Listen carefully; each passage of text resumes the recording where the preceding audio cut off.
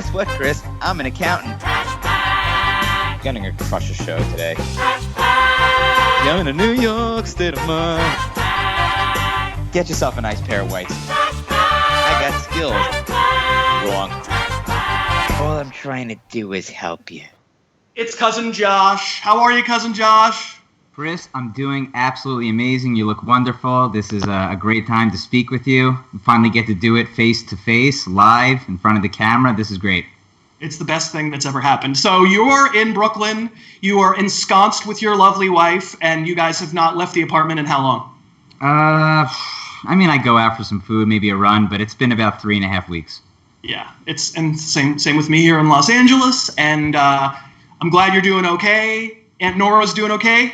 Yep, everyone's doing well. The wife's well. My mom's doing well. I'm doing well, I guess, as good as it could be, and keeping in touch with friends and family, and looking to support the local places, bars, restaurants around here. But doing well. Can I get a little Aunt Nora about what her current situation is like? It's tough. I don't have the dog anymore. The food's, I make do. They can bring some things. The neighbors come by. Yeah. I hope she's not watching. My mom is, though. I'm going to get texts. There's no question about it. My mom's not going to be pleased with that impersonation, but I'm going to say that about 500 people just got a nice laugh. Okay, so we're going to be all over the map on this telethon. We've done some football. When we texted about your segment, you were like, do I have to do football? And I was like, not really, because let's face it, in the off-season, you need a break from football a little bit, right? I do. I'm very into pop culture, my music, my TV shows. I watch probably 3-4 hours of TV and movies a day. That's probably not your typical habit, but right now that's what you're doing. Yeah. So first of all, we have to do this. Tell everybody what you're watching, the TV show, the Netflix show. Go ahead. You talking about Tiger King? I sure am.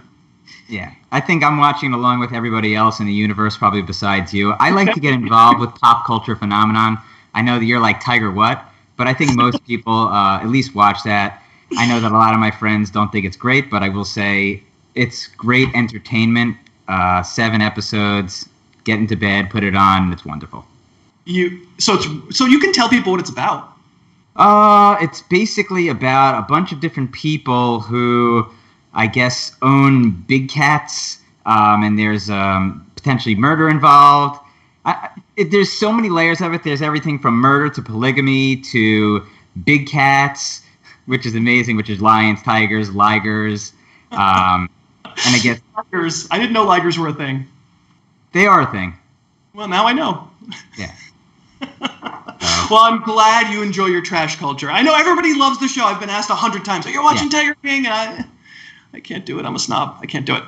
But that's not what we have you on here to talk about. Everybody who knows my podcast, that every year you come on the podcast and we count down our favorite top 10 movies of the year. We are both, I think we would consider ourselves cinephiles to some degree or another, correct? You're a little more obnoxious than I am with it, but yeah. I mean, that's true in life. As in art, so in life. So I thought we would talk about quarantine movie lists because maybe people are looking for ideas to watch movies. I came up with my own list of 5. You came up with a list of 5. I didn't really give you any. They just had to be a feature film. Couldn't be Tiger King. I didn't give you any parameters, just 5 movies that you'd recommend. How did you come up with your list? What was the criteria? I tried to pick a few things. I tried to pick something a little positive. I tried to pick something that kind of goes a little bit with like apocalypse themed. I'm Detective Fish, so I went with one obnoxious detective movie. And then I went with a comedy I think is one of the more underrated ones of all time. A little nice mix. The thing that binds them all together is just 5 recommendations that you think people, if they haven't seen, they would enjoy during quarantine. Yeah, and I'll give you a reason why I picked it also. Okay. All right, so go ahead and give me your... I don't know, we're not counting them down, just the first one. I'll give you my first, I figured I'd come out, because I'm wearing the pin, 1989 masterpiece, if you guys can see that, my Weekend at Bernie's pin, which I believe is probably one of the most underrated movies of all time from 1989. The first half, 45 minutes from when they start in Manhattan to when they get to Bernie's house and the first party, I think is probably the greatest comedy of the last 30 years, that first half. Second half of the movie. Is it more than 30 years ago? I don't know. It's 1989. Yeah, so it's more than 30 years ago. Yeah. I assume most people probably have seen this cult classic with Andrew McCarthy, Jonathan Silverman, about these Liz has no idea what you're talking about. All right, well, it's about two schmuck employees who pretty much, as they say, these schmucks, find out their boss is dead when they've been invited to his beach house for the weekend. The unintentional comedy is off the charts. It's everything from the lines they say like cream brulee, which I don't even know if that was intentional when they said it, to the Wall Streeters wearing suits paired with shorts in the summertime. It's my go-to movie I watch with Jordan when I get into bed at night and we have nothing better to do, which can't get into too many details there. I will also say a quick fact. My old roommate, whose guts I hate, had an autographed photo of the female lead, Gwen. So this movie also has another special meaning to me. And, of course, you get incredible beach attire. So Weekend at Bernie's, 1989, my first pick, an unbelievable comedy. All right, so I'll tell you what my theme was. Everybody's drinking on the show. I should be later. I'll drink on the show. I gotta have my wits about me. My theme was I was only going to pick things that were 40 years old or older. I thought maybe the younger people watching the audience just wouldn't have seen these movies, right? These are movies definitely, Josh, you're going to have seen probably all of these movies, but certainly most of them, because you like movies and you've seen a lot of older movies. But, maybe ones that are, I don't want to say what I didn't pick because you might have picked them.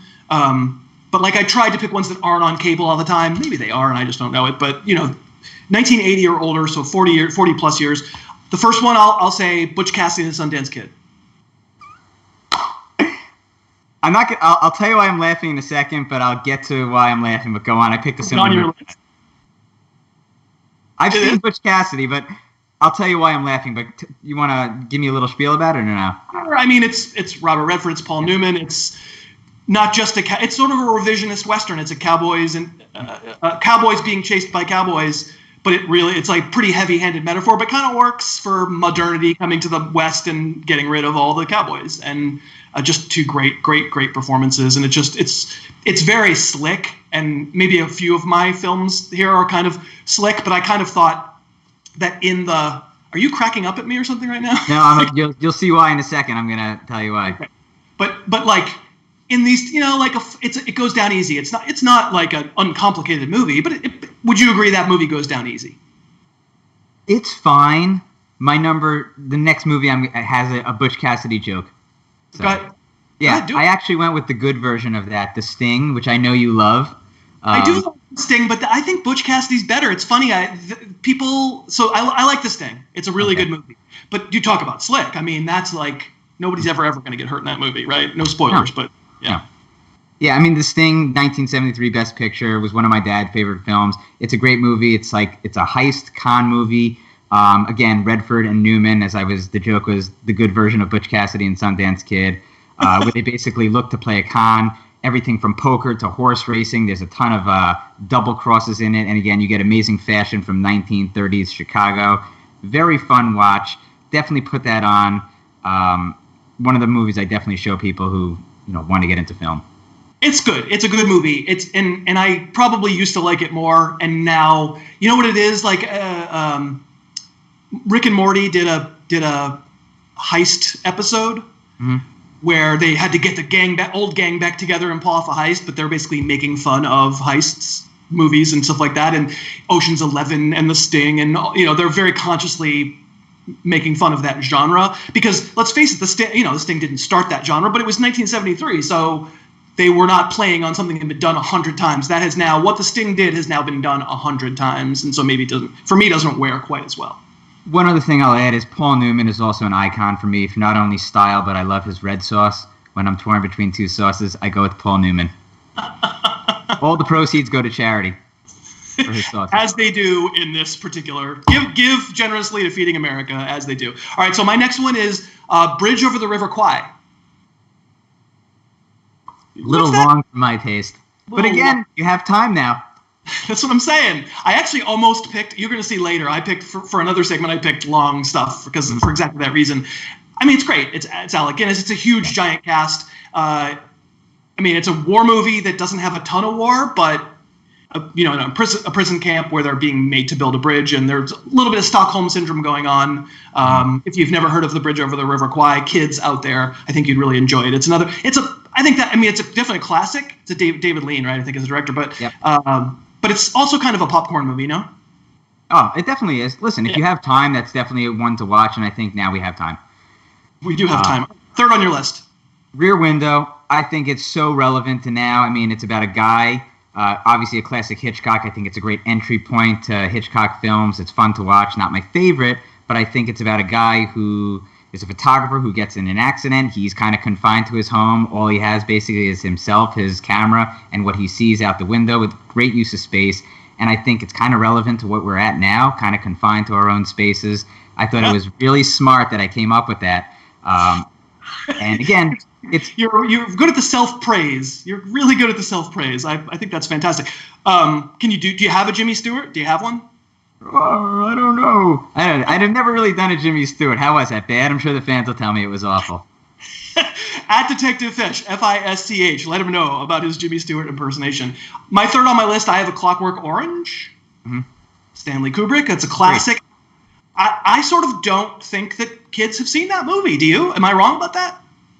I think some people have read the book, probably in English class, and some people have seen it, but I think it's definitely one that people should probably see. If not, I'd say some of the population has seen it.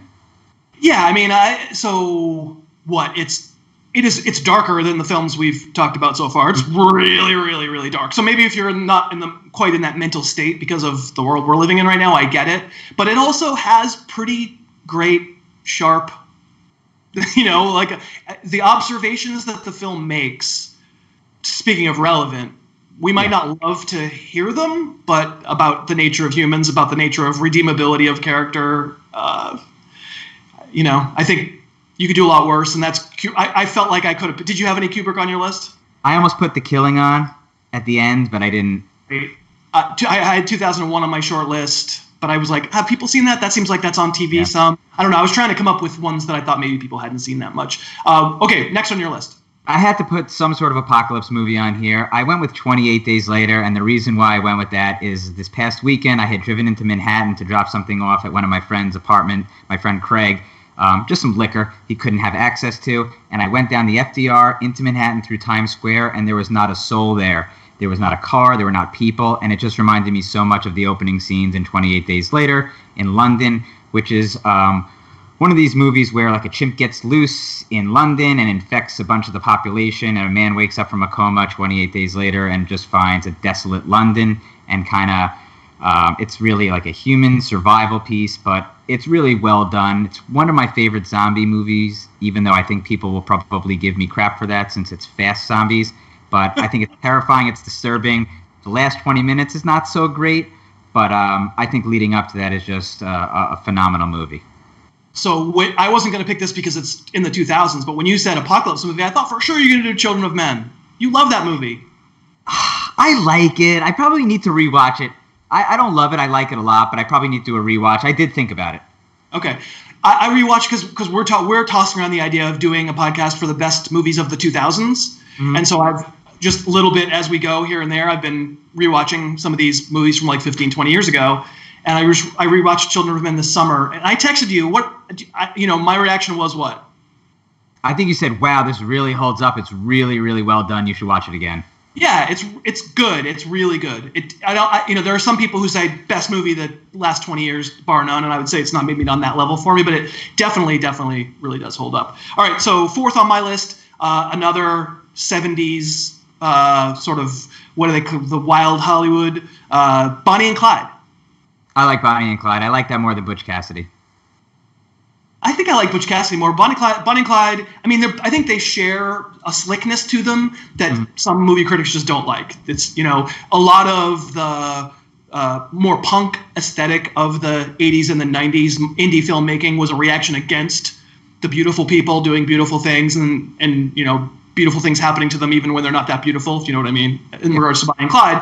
I just think, it's a really, really fun story. You're rooting for these anti-heroes. I think you know where it's going if you know anything about the fact that they're based on real people, but it's great. Gene Hackman. Remember Gene Hackman in that movie? He's so good. Oh, he's amazing in it. Is he the brother? Yeah, fantastic. Yeah. Part of the gang, indeed. All right, we're down to one more apiece. Okay. I mean, my name's Detective Fish, and as much as I wanted to put Clue on here, which I think people probably expected. I mean, I expected it. How are you not recommending Clue? How is this George happening? goes, I assume you're doing Clue, and I'm just like, everyone knows that, but I had to go with a detective movie, and I wanted to go with something that a bunch of people may not have seen. So I went with Out of the Past, 1947, Robert Mitchum movie. I love it. It's one of my favorite of that film noir era, along with a Double Indemnity. But it's a great example, I think, of that noir femme fatale, the man who, lets the woman foil him. It's told the first half in complete flashback. It's about a private eye who's kind of hung him up, but he's drawn back into his past by a mobster played by Kirk Douglas. It's got amazing one-liners, great dialogue. It's got everything. Like, the lighting's amazing, cinematography.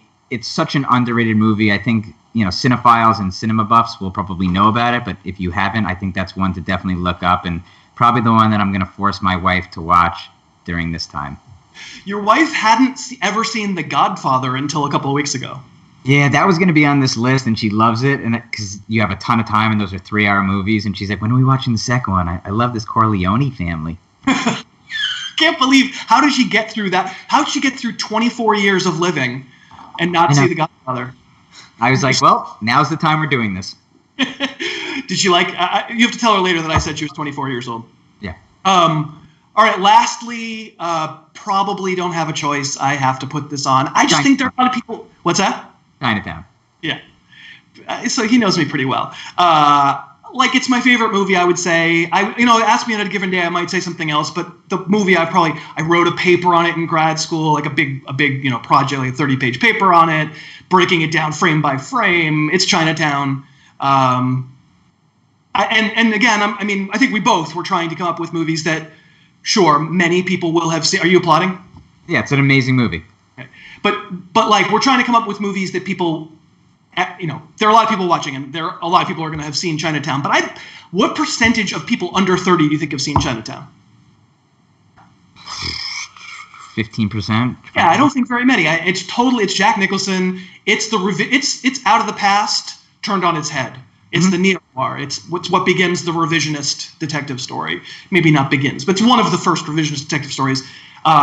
It's greatest screenplay ever written and one of the greatest films ever made. And if you haven't seen it, you really should see it. All right, Cousin Josh, we did it. We made it through. People need to realize I'm just checking my phone because we have the planes lined up to take off. 20 minutes per guest. So we did it, Cousin Josh. I hope you and George stay very, very safe. And can you could give a little inside baseball and tell people what it was like to talk to me on the phone that weekend when you weren't quarantining and I was? What was that like? You were a lot more concerned, I think, than I was, and I was going out for runs, doing pull-ups in jungle gyms around the street, and you're like, do not go out, do not do this. If I were you, lock yourself in your room. Like, I will send you goods. Do you need it? And I'm like, no, I think I'll be okay. And then just Brooklyn and New York City area just turned into a nightmare really quick. Right. It is a nightmare, and it's funny just because you're such a moron, and I was trying to save your life. Yeah. But yeah, it's not. You're I think the only person I'm going to be talking to in this whole telethon who's actually in New York. Yeah. And it's very much not good. I've had a couple of friends of friends pass away in New York, and it is not good and it's not funny. And you're a very good man for coming on and doing this. I hope. If people want to follow Josh on Twitter, do it, Detective Fish, Fisch. Tell him, now that you've seen his face for the first time, tell him how handsome he is, and tell him what a good man for doing this. You did it. You can go to sleep now. Thank you. Chris, thanks for having me. Shout out to the Sapphire Squad. They'll know who that is. But again, I think this is an amazing cause, and you're doing an amazing job. Keep it up. I'll speak to you soon. All right. Thanks, Josh. Thanks so much for watching. Please, please, please smash that like button, write a comment, tell us who else you'd like to see us review film on, and of course, best of all, please subscribe to our channel and then click that little bell above the subscribe button and you'll be notified whenever we post a new video.